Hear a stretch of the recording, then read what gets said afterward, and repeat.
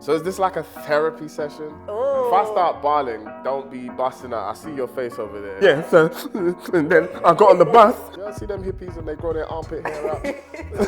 A young girl called me uncle, a young fan. She was like, uncle. I said, before I slap your face. Comedian in me was birthed in Tottenham, 100%. Our estate was known as the fun estate. All we did was bust jokes. Being in the media industry and following Christ. I'm honest.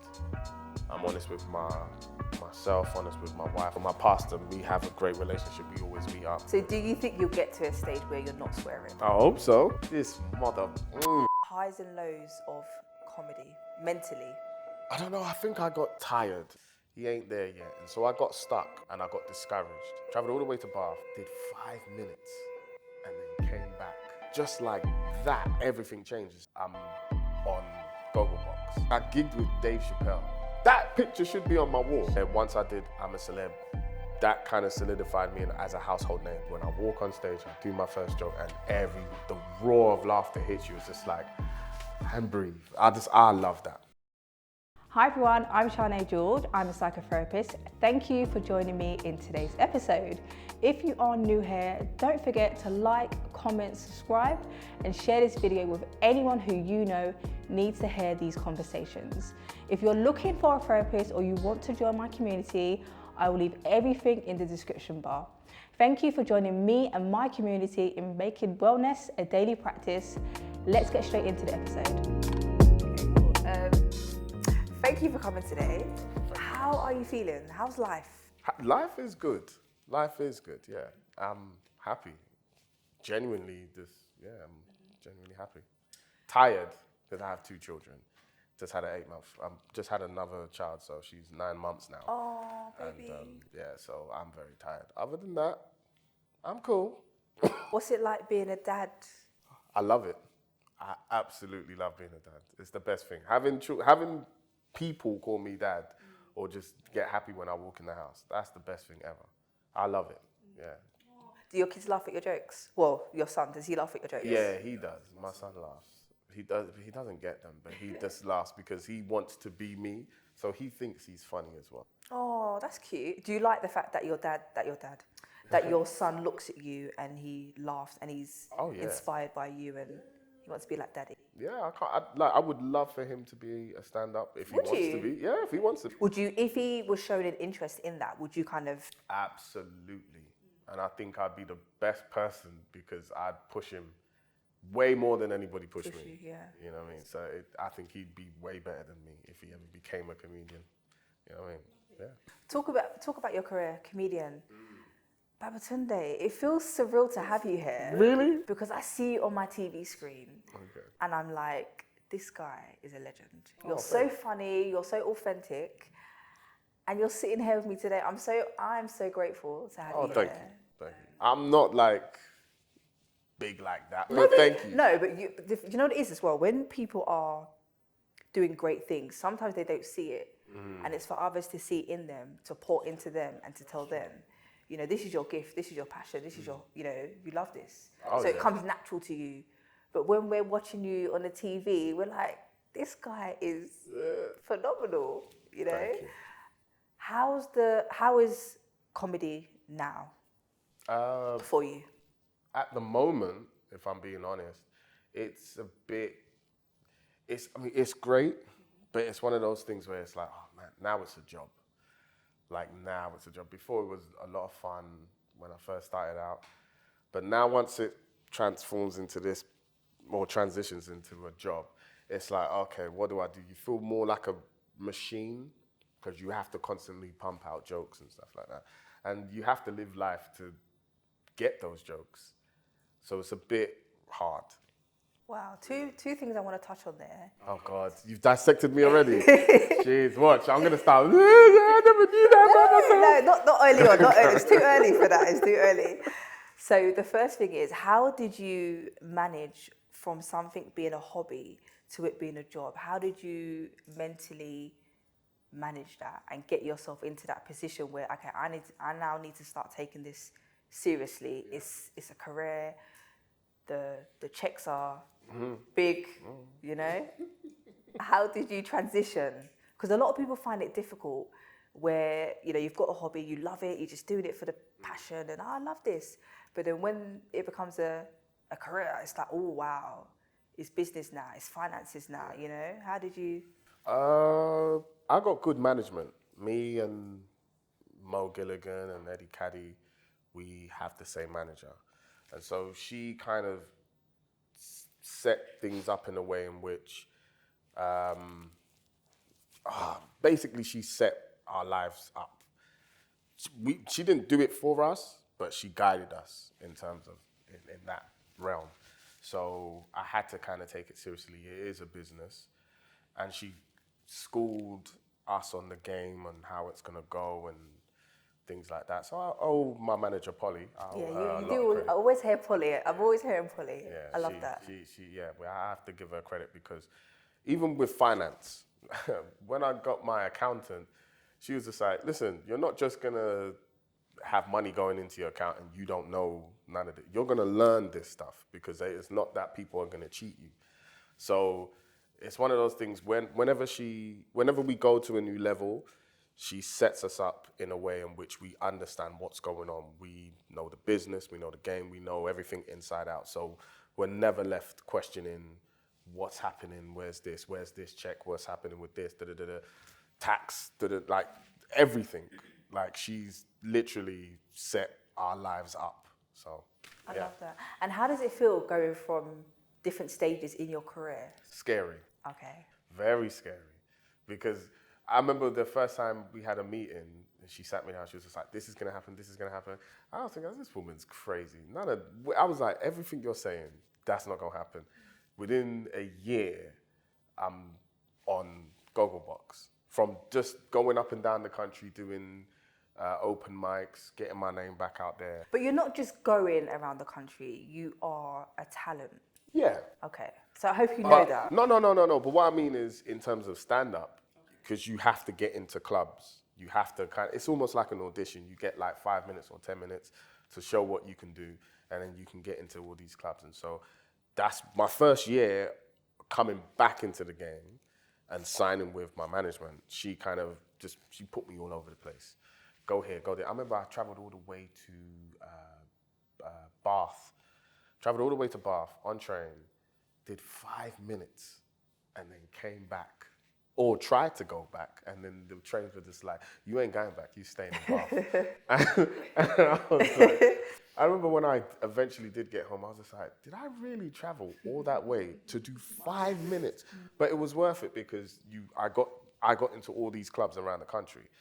And then just like that, everything changes. You know, I don't want to be jumping ahead here, but COVID happened, and in COVID, Mo was just like, hey, do you want to do Gogglebox with me? And I was just like, yeah, sure. And then life just took a complete turn. So every stage it got scarier and scarier. And just a new stage just happened the other day. We had a meeting and she's just like, in terms of financially and the stuff that I'm getting ready to do, it's like, oh, this is a new stage now. So we've got to have a different meeting, we got to have a different talk, you got to sign this, I'm just like, Jesus Christ.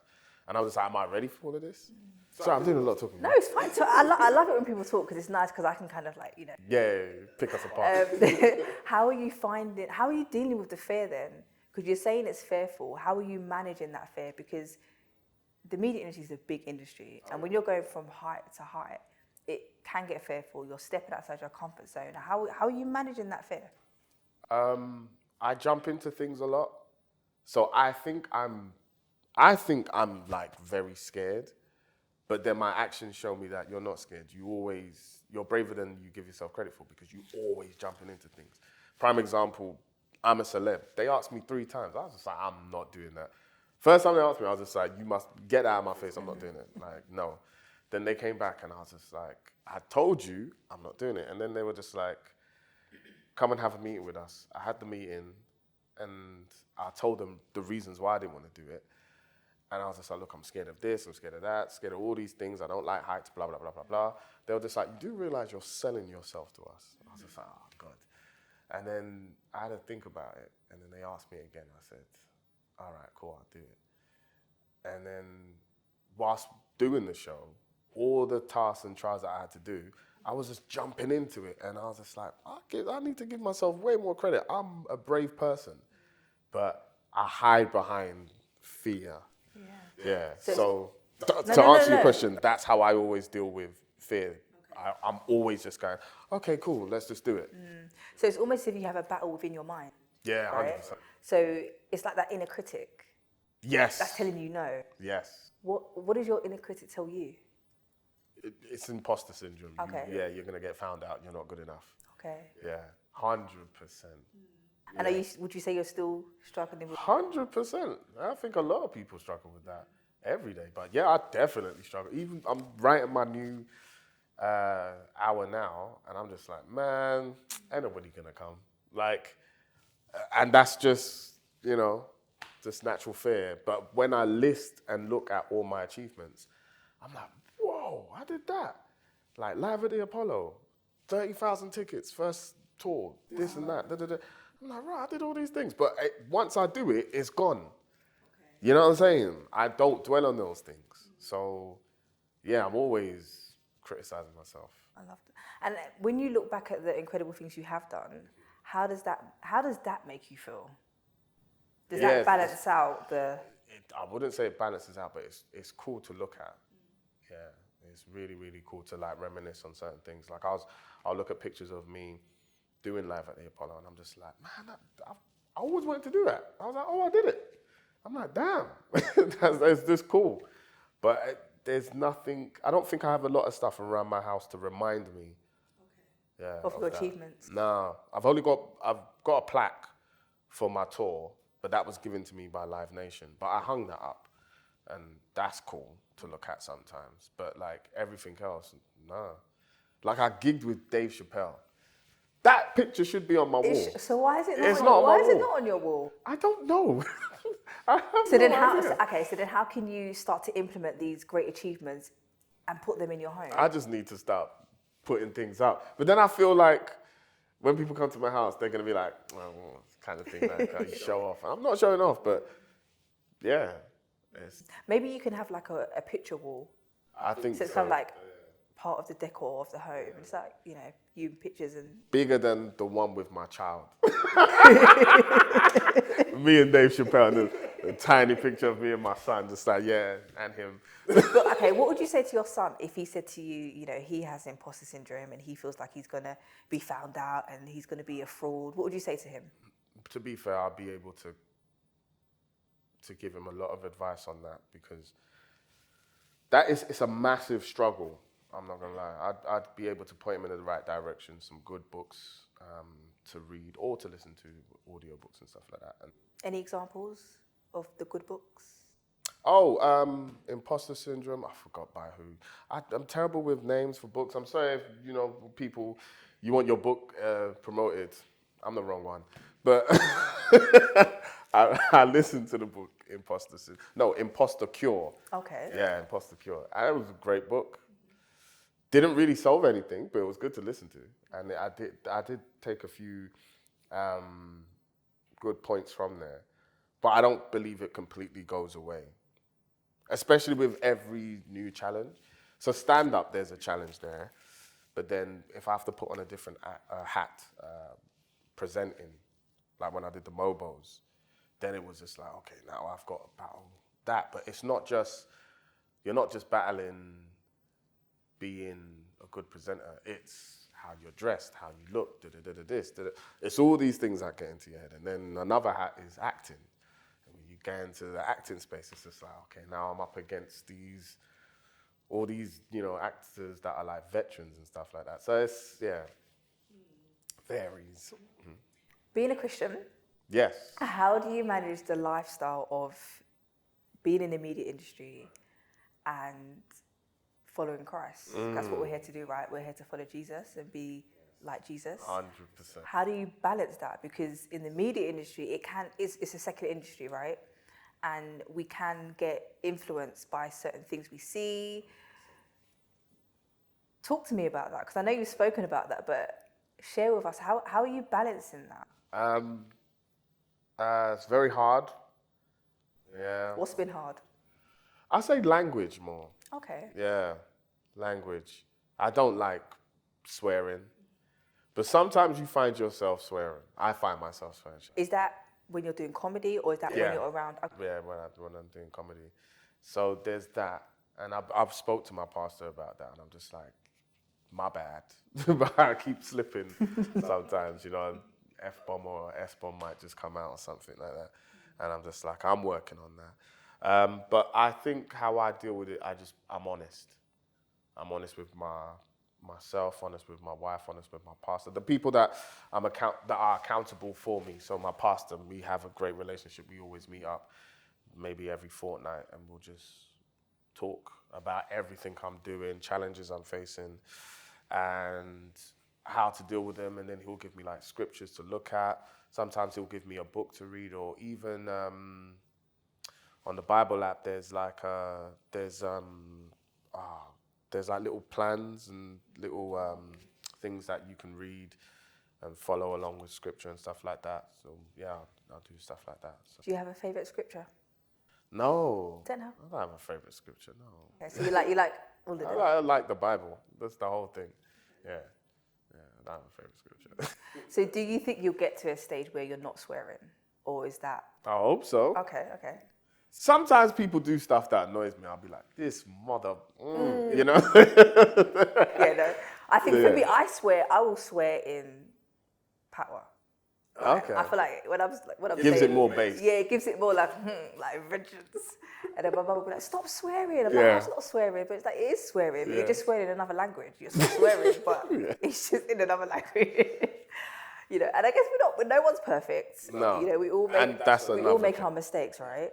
And we just learn from it. We repent, and we try to be different the next time. And I think I go to a really good church where my pastors, well, not just my pastor, just the church in itself. I used to go to a Pentecostal church, and I don't go there no more. I go to an evangelical church. Very conservative, but one thing that's a huge difference, I don't mean no disrespect to anyone that's Pentecostal, is the fear factor. Before, you go to some churches and it's just like, you're going to hell tonight. And it's just like, oh my days, and people up on the altar speaking in tongues and all that. I don't do that no more, because we really emphasize on, like you said, forgiveness. And that wasn't preached to me before. I thought everything was like, just exact, just doomsday. As soon as I walk into church, it's just like, all right, I'm going to get found out for what I did last night. You know what I'm saying? It's not like that no more. I really do understand that, the forgiveness is the base of our religion. So, yeah.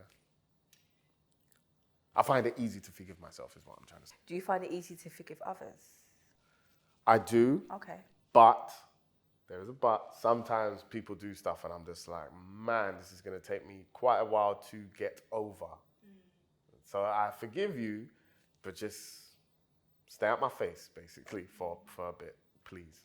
Yeah, forgiveness is hard, and I guess it's like a journey, isn't it? You know, from when someone has done something to you, lost your trust or whatever it may be, it can take a while to even acknowledge what has happened and comprehend what has happened to get to that stage of. My thing is when people don't acknowledge what they've done. Okay. Yeah, so I'm all for forgiving, but just take accountability and understand what you've just done. When people are just so oblivious, I'm just like, Okay. What does that bring out in you when people are oblivious? oh, brings out the Tottenham side in me. And what is the Tottenham side? The Tottenham side, that's the side that likes to swear and cuss and say things that I would never do, boy. The threats that I'll be saying sometimes, I'm just like, where'd you get that from? You're not like that, relax. What was life like growing up in Tottenham? Fun. It was fun. Scary at certain aspects of it, like when you ventured down the wrong back road. But it was fun. We had so much fun. I grew up in South Tottenham, but where I hung out was Ferry Lane Estate in Tottenham Hill, and our estate was known as the fun estate. All we did was bust joke. Yeah, all we did. That's it.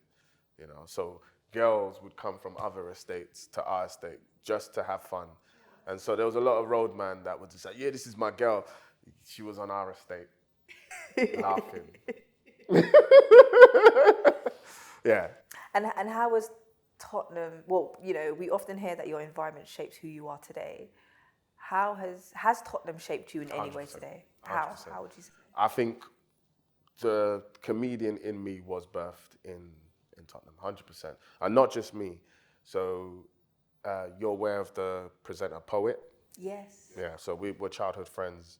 And I think being in amongst a group with himself and a whole bunch of other guys helped shape who we are today in terms of what we find funny, our humor, our delivery. It came from that environment because every single one of us was hilarious. You know what I'm saying? I wasn't even the funniest guy in the group. I was just the ambitious one. Do you understand? So that was it. That's the only thing. Oh, what's your best memory from your childhood? Oh man, I don't know if I'm allowed to say this on camera, but there's a lot of pranks we did and we pulled off on that estate.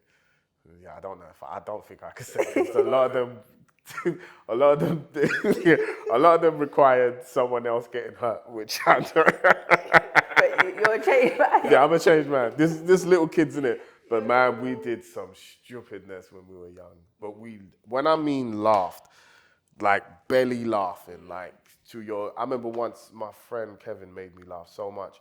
I ran off the estate because I was crying so hard, laughing. And I was just like, you're gonna kill me. And me and Poet nearly killed our friend by accident.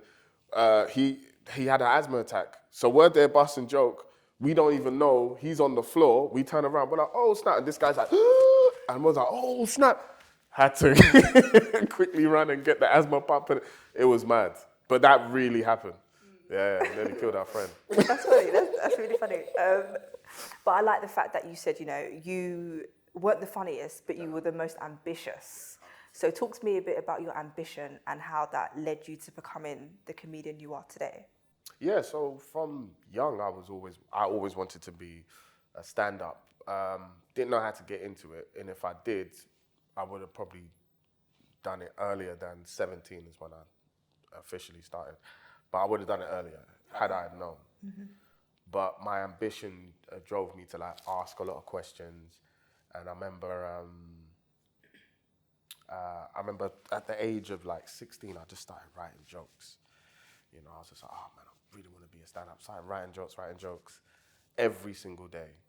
And I remember my notebook was filled, and I remember I numbered them, and I got to like 200 jokes or something. Wow. And I picked out the best jokes from all of them. And then my sister was just like, oh, there's a comedian that you should check out. His name's Kojo. I was like, Kojo? And I was like, okay. And then I just happened to be in the same space as him like a few weeks later. And I was like, oh my days, you're the guy that my sister was talking about, Kojo. And I was like, I really want to be a comedian, will you help me? And he was just like, yeah, man. We exchanged numbers and he got me my first gig. And I remember talking to a girl at my school, Alice, and I was just like, man, should I make the call? Like, should I do it? And she was just like, look, if you really want to be a comedian, do it. But the way she said it was almost like a challenge. Okay, so you took it on. Yeah. She was just like, if you're like, stop talking about it. If you're going to do it, then do it. I was just like, what? Phoned them up straight away and then booked it. And I was just like, I'm about to have my first show. And then, yeah. How do you find that fear of asking for help? Because I know sometimes when you work in the media industry, even if you're just starting out, it can be very difficult to ask for that help and find that confidence to ask someone for help. How did you? I really don't have a problem with it. Okay. Yeah. If I don't know something, I'm not going to act like I know. Okay.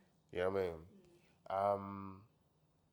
I'm more not fearful, but I'm more concerned about the person's response because some people would just be like, what are you doing that for, man? Don't beg, man, and all of that nonsense. But and I think that stems from childhood, right? When you're younger, you don't be a beg friend, don't be... All that stupidness. Still ingrained. I don't mind. I would ask them. Even to today, I'll be like, I don't know what to do. Would you help me?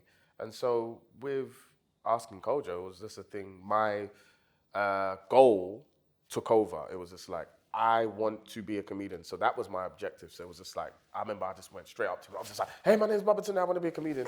Like, everybody, like, bare people were trying to talk to him. And I was just like, yeah, excuse me, excuse. You know what I'm saying? So, yeah, man, you know, I had to get there because I was just like, so determined. Yeah. Yeah, I interviewed Kojo. He's incredible and he's so helpful, so giving. So shout out to Kojo. Shout out Kojo, man. Yeah, man. What have been the highs and lows of comedy mentally? Mentally, okay, so I'll start with the lows. The lows are, I don't know, I think I got tired at a stage. I got so tired and I was just like, my limited understanding of humor has made me kind of, I don't know the word. Basically, I was stuck. Mental block? Mental block. I didn't know the next stage in terms of how to progress from where I was at the time. Because from like 17 to like 23, I'd say, it was just like, oh my days, who's this kid? Like, he's hilarious, especially when I first started, like 17 years old. He is like smashing it, did all this praise and all this stuff. But then it gets to a stage where like you have to really study humor to understand how to progress and all that kind of stuff, because there's different types of comedy is an art form, right? And there's different things that you can do with it. Like, I didn't know nothing about no puns. I didn't know nothing. All I know was get on stage and make people laugh. Yeah, okay. Right? I didn't understand. I didn't study humor. So now when I'm trying to get into like places like the Comedy Store and all of this, they're looking at it from an art form where I'm just like, I'm just being funny. And they're just like, he ain't there yet. And so I got stuck and I got discouraged. And I was just like, I don't like this. And then other people started progressing and they were showing the art form, what people were looking for. And I was just like, oh man, this is annoying. So it's almost as if you have to learn a new language, right? You do. Okay. Yeah, you do. And it got really competitive. And I didn't like that. Even to today, I'm just like, with all the competition, I'm just like, oh man, get out of here, man. I'm not competing with you. And that's when I stopped. I stopped at like, I want to say, I gave it a few more years, but probably stopped at like 26 years old. So that was a big low for me because I really was hurt by stand-up. Not because of other people, but really because it was just like, I didn't know how to push myself. And no one really sat me down and kind of just taught me comedy, you know. So that was a bit, that was a dark time. How did you manage that? How did you develop the language that you needed to get into those places where you're doing the puns and you're, you know? The funny thing about stand-up is that you go 360 definitely, because you learn to just be yourself. So even if you do study the art form of stand-up, like the rule of three and puns and callbacks and all of this stuff, after a while, that stuff looks too rigid on stage. It looks, not rigid, that's the wrong word, but it looks too staged. Okay. Right? Because you can sit back and go, okay, he's doing a callback, oh, he's doing a pun, okay, he's doing a rule of three. And what they teach you is to break the rules once you've mastered it. Oh, wow. And then it's just like, well, I'm just going to be myself then. So once I kind of got that understanding, I was just like, oh, what was I being depressed for and bloody discouraged? And I was just like, get back out there and just be yourself, you know? So honesty is how I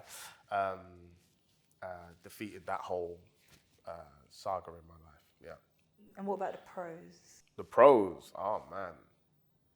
I think the pros are, number one, learning how to have fun with it and loving it. I got into the game because I absolutely love making people laugh. Like, there's nothing better than walking, like even today, walking into the room and seeing people laugh behind the camera, yourself, and I can't get enough of that. Like, I love to make people laugh. I just love it. So that's always gonna trump anything.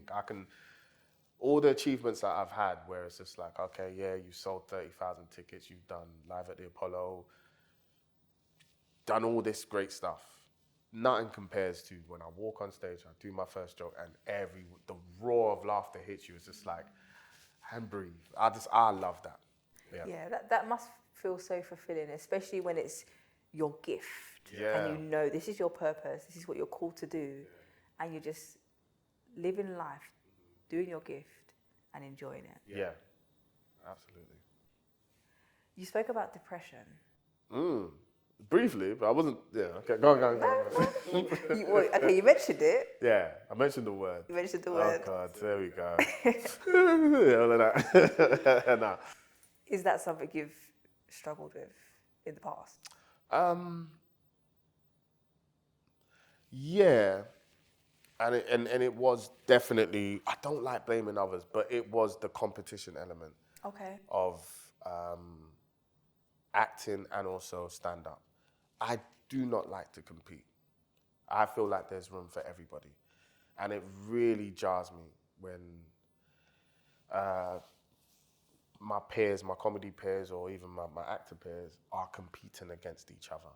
So we're not giving each other props for what, they've achieved or done. It drives me crazy. And so when I feel like that's the environment, I get depressed because I'm like, now I can't have fun with you because all you want to do is get one over. And so it's this, I don't like it. It kind of takes away the fun from the art of what you love. And I guess when things start to get competitive, it may steer to envy and envious and being jealous, and that's not from a place of, And I don't want to be, I don't want to be jealous of you. I don't want to be. I don't get no pleasure from that. I don't get pleasure from going, haha, I got to host the Mobos and you didn't. I don't give a flying toss about that. Like, I want you to win. I really want you to win. Like, I can go really, really deep into. Yeah, this is what we want. Nah, This is what we want. No, it drives me crazy, man. And that's why I love the team of people that I'm around at the moment. Mo Gilligan and Eddie and Kay Kurd, and there's a lot of the comedians that I've mentioned even before. We don't compete. We don't. Especially me and Mo, we do not compete. When that boy won his first BAFTA, I wish there was a camera in my house. I was jumping up and down like crazy. I was going on like I won, and I'm not saying everybody needs to be like me. I'm just saying that's the kind of, I don't know, that's the environment I want around me. I don't want people being jealous or looking at me like side eyes or, I just don't like it basically. Do you know what? I totally agree with you, and I feel like it can create a distrust, especially in the industry, when you feel like someone's competing with you or someone's a bit envious of you. It kind of makes you want to draw back from, what you're doing, or just people in that industry. And I know you talk a lot about your friendship with Mo and how he helps you and how you both help each other, because it's a friendship. So as much as he's helping you, you're helping him as well. Talk to me about the importance of having true friends, particularly when you're in an industry that's so competitive. Look, man, I'll be real. All my true friends are outside of the business. But I've managed to create... I think that's the best. Yeah. I've managed to create, good friendships within the business. So Eddie, Caddy, Mo, a whole host of other people. But, yeah. And it is important because, you get to create magic with them when you're doing either TV or radio, whatever media we're doing. And so that's always good because the chemistry needs to be right. And so there's definitely good friendships there. And that's been going on for years. Like me and Mo, we've known each other for maybe 15 years now. So it's really cool. The chemistry's there and it works all the time. I love that. Yeah. And as you said, the chemistry, because we can see it as well. When we're watching you guys on Gogglebox, we can see the chemistry in, the jokes that you're saying together. In, I think I was watching the other day when he was just looking at you and you were smiling. And he was like, why are you smiling? And then you guys just started laughing. And that's contagious because we can feel that. And I know you did say that on Gogglebox, you guys are. What did you say? We get in trouble. You get a lot of laughs, should I say? Yeah, we do. How does that feel, knowing that you're on such a great show, Prime TV, and you guys are just- No, it's great. It's dope, man. Me and Mo, we become fan favorites, which was like, I didn't see that coming. And that's kind of what launched everything for me. I didn't see that coming. It was really good. But the chemistry is so strong. We get in trouble a lot, man, because we're always overrunning, because we're just busting joke. A lot of it doesn't make the cut, and I get it. But I mean, if they were to show you a full hour of me and Mo, man, you would cry your eyes out, because we take the absolute piss. Yeah, it's really good. Talk about your lifestyle and how you draw jokes from your lifestyle. Because I know you said that earlier, that you draw jokes from your lifestyle. How do you do that? Oh man, I watch and observe everybody. Okay. My family are really funny, because at home I'm really grumpy. Oh, is it? Ah man, I'm the grumpiest guy. And that's because, as the father, everybody's always taken from you. Daddy, come and do this, that. The wife is always just like, pay attention to me, on this stuff. So I'm always sitting there stressed, like, will you guys, just leave me alone, give me a minute. But we're like, we're a very funny family, very funny. Love to, play music loud and bust joke all the time. So I'm always drawing jokes from our experience as well, because we like to do things outside of the house, go places a lot. And so that always allows for material to develop, because the funny things will happen and I'll be like, okay, noted, just note that down. Or I'll just watch people, I love that. Yeah. Oh, that's incredible. What can we expect from you in the future? What are your, I was going to ask you what are your goals, but I would say, what can we expect from Babatunde in the future? More acting, definitely. What type of, is it like? It's from films, from serious dramatic roles all the way to like your funny, like just, Okay, I can see you doing that. Yeah. Well, I studied acting, so I'm doing, there's some stuff coming up by the grace of God. Amen. But that, it's people won't recognize me and they'll be like, bro, okay, man can really act. Come on. So there's that. More tours. Like I said, I'm working on my second hour. So that's going to be out next year. I'll be touring again. And just me being on every single TV show there is on TV, man. I love that. And one more question, actually. How did you get into the TV world? 'Cause I know a lot of people, that's their goal, right? To get on TV, get into the TV industry. How did that happen for you? So Gogglebox was the first thing that came, that opened the doors. And then from there, once I did I'm a Celeb, that kind of solidified me as a household name. But the thing I will say with that, becoming a household name, it's not... Yes, you have to be a likable person, but you have to be yourself. There's a lot of people that have tried to do that path and they kind of forgot that rule. Be yourself. And just being good at your job, man. Like, the craft of it, of being on TV, it's one of those things that I'm learning every single day.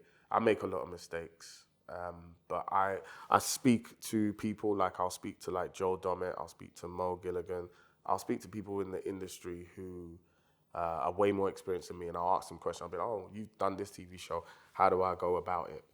Or I'll speak to my manager, she's been in the business for years, and I'll be like, how do I go about presenting myself on this show? And I just get help. I always ask for help. So when it comes to TV, ask for help, man. Talk to people who have been there. I'll message people that I've never met, and I'll be like, yo, help me, And so I'm always open to any newcomer when they're, coming into this field of TV. DM me. Yeah, and I'll give you pointers, man. And even when you replied to my DM, I was like, what? Oh, come on, man, stop all that. Of course, man. Of course.